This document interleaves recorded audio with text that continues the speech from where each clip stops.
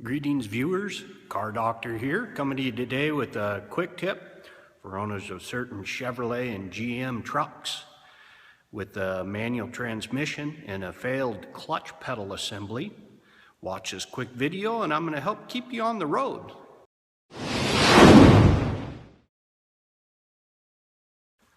Alright, today we got an 03 Chevy truck. It's got a 4.3. This happens to be a four-wheel drive.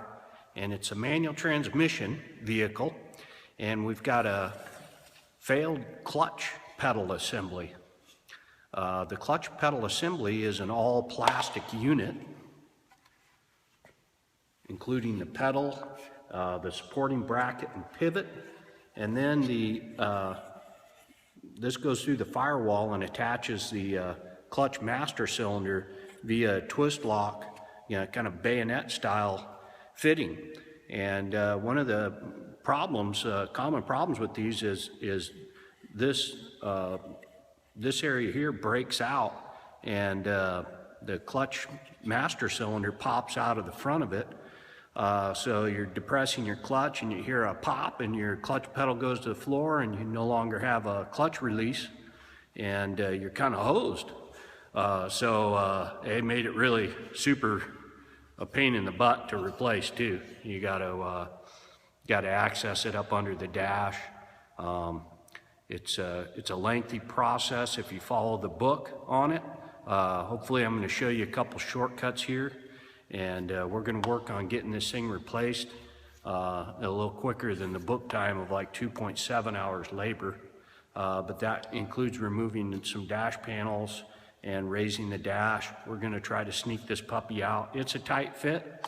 It's a knuckle buster, and you might want to get yourself a couple units of blood and some Valium and stuff and some patience, and we're going to see if we can get this baby cranked out.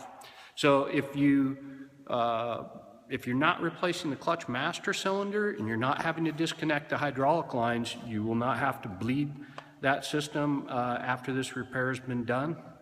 But if there is damage to the clutch master cylinder and you need to replace that as well, then you're going to have to follow the bleeding process on that, which is a whole nother deal, but that's not a big deal. So anyway, let's get going on this thing and try to get this bad boy changed out. By the way, here's a part number. GM part number on this product. I don't know if Dorman makes an aftermarket one or not. This thing's only like 60 bucks from the dealer, so not a big deal there, and I'd probably go with the GM part unless there's an availability issue. And you can do some research to see if you can find it online or aftermarket for less, and hopefully they're gonna start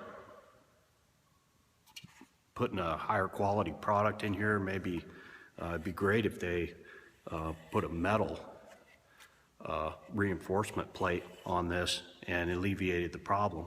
I'm a little bit leery because the clutch master cylinder in this case has been replaced before, and along with the clutch, so I'm hoping there isn't too much release pressure or something like that. I'm hoping it just got damaged during replacement, and fatigue and wear caused eventual failure, because I don't want to see this thing back in my shop again. I don't want to be doing it next time for free. So I'll probably put a little disclaimer on there, but this is definitely the first step in repairs. So let's get with it. Okay, the first step in the process is to disconnect the battery. We're going to be disconnecting electrical connectors and potentially working around the airbag system. So we want to disable the battery and disconnect it so we're not shorting electrical components or causing damage. You also want to be very careful during this procedure. There's electrical wiring that runs around the clutch pedal assembly, and you want to make sure you're not damaging any of that during removal.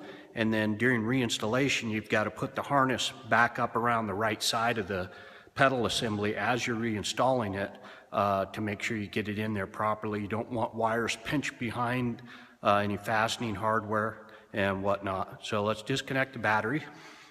I'm just going to disconnect the negative cable.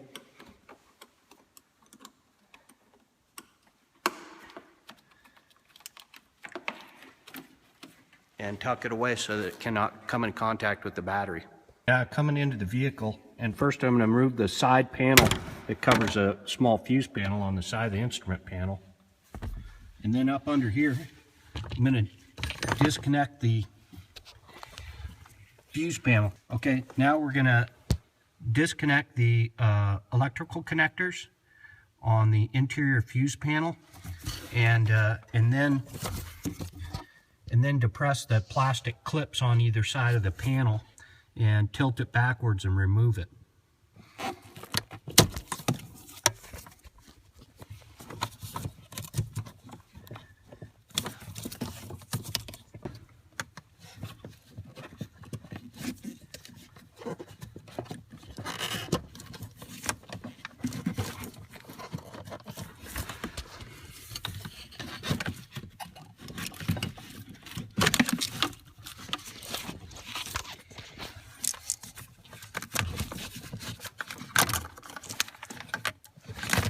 Now we're just going to set it off to the side to give us enough clearance here to work on the pedal assembly. Okay, now you want to disconnect the electrical connector to the clutch safety switch. It's a little black connector. It is a, let's see, it's a black 6-pin connector, and you'll just have to depress the end of the little retainer deal and pop it out of the plastic clutch pedal. It's a black and white sensor that mounts to the clutch pedal push rod. Then reaching up in the clutch pedal, depress the on the end of the push rod, depress the 2 little plastic retainer clips that allow you to push the push rod and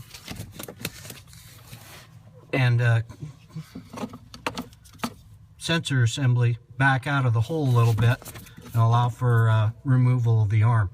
Now remove the little wiring harness securing fastener for the wiring harness that connects to the clutch safety switch.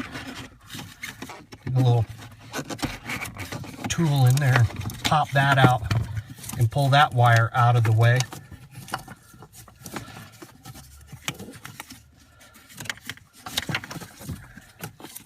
This is the wire that on reinstallation you want to make sure it's over to the right side of the pedal assembly so that you can reinstall it properly.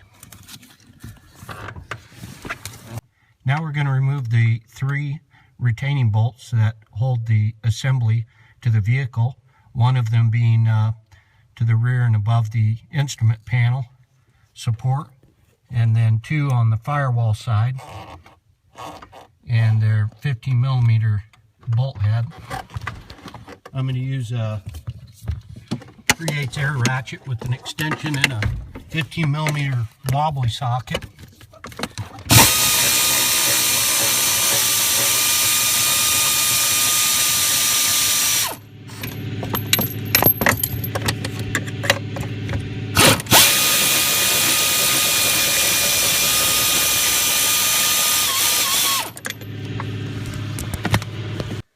Now's where we run into some clearance issues pulling the pedal assembly out. We have to pull the dash panel out a little bit.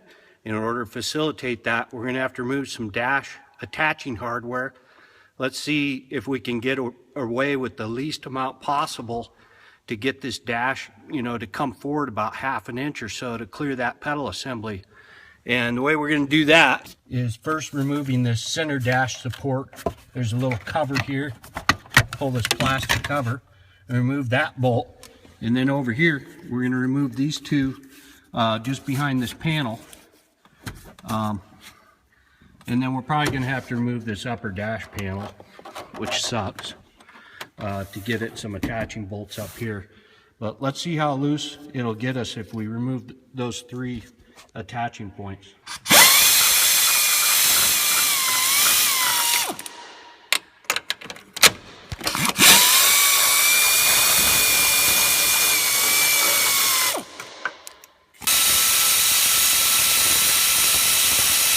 Okay, now we're going to need to access the retaining bolts behind the dash panel. And first we're going to pull the little door jamb cover enough to allow for removal of the little kick panel cover here.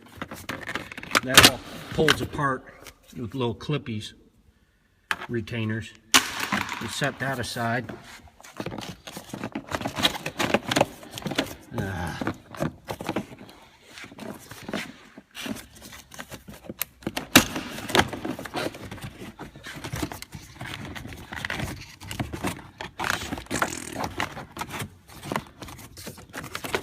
Kidding me. Now remove this bolt here.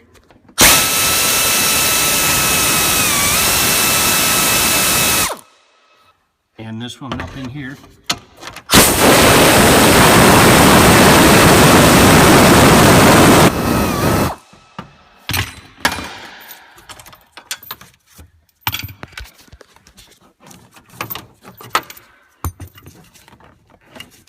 Yeah, that doesn't give us enough. Shoot.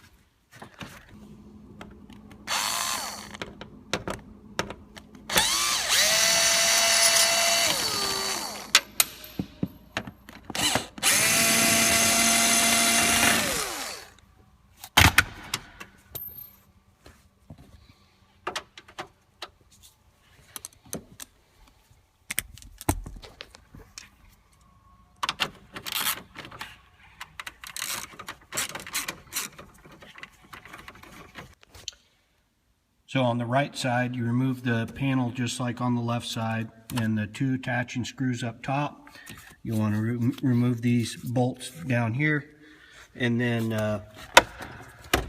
pop down your glove box and remove the 4 screws, one there, there, and there.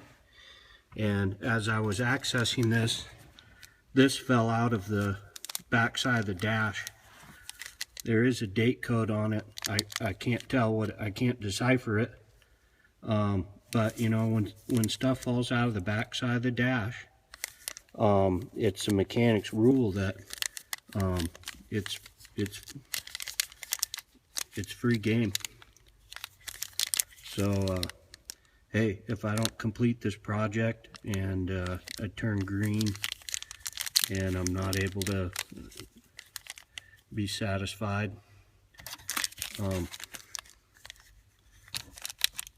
there you go. Remove the 2 vents on the passenger side to access the retaining bolts for the passenger assist handle, which are underneath. Then remove the passenger assist handle by reaching in the duct locations and depressing the white release thing and pulling out on the handle on either side. Remove the 2 A-pillar trim pieces from above the dash area on either side.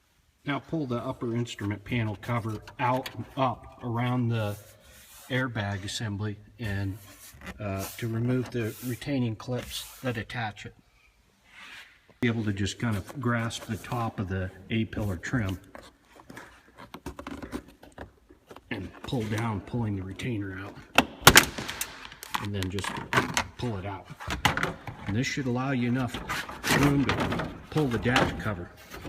Now be careful of the sun load sensor and the wiring connector there. Looks like my sun load sensor popped out. Want to make sure and put that back in the hole on the reinstallation. And go ahead and remove your upper instrument panel trim cover. Now remove the 4 upper instrument panel retaining screws located on the firewall side of the instrument panel.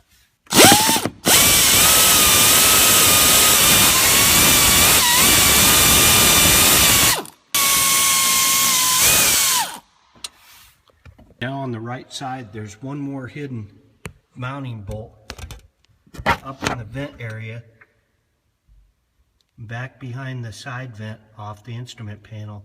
There's one more bolt that you need to get out. Now remove the heater floor vent on the driver's side by removing the plastic tab that supports the left side of that vent, and then just pulling down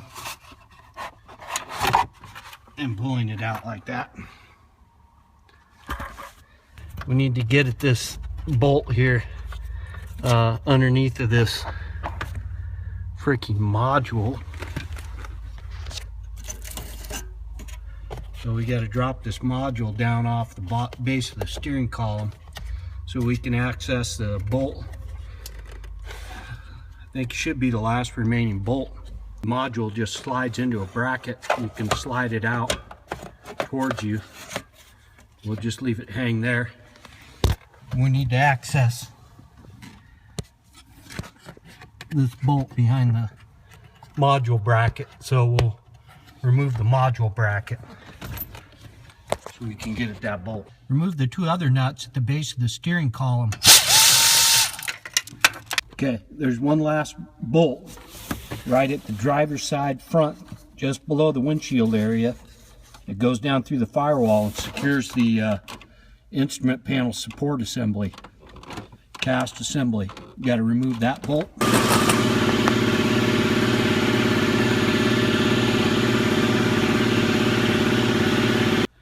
Now you just yank out and pull up a little bit and support this assembly up so that you can get it far enough forward and up to clear the pedal assembly. I'm going to probably place a little dunnage under the steering wheel to support the assembly as it's pulled out a little bit. Now pull your clutch master out of the housing assembly and just set it up top here. Again, it's going to require disconnecting the electrical connectors I described before, and then just gently setting this aside. In this case, I did not have to disconnect any hydraulic lines. I'm just going to leave it supported there. Then I've got my steering wheel supported with a little bit of dunnage underneath here. It's pretty ghetto, but I think that's going to do it. And now it's just a matter of weaseling this assembly out of here.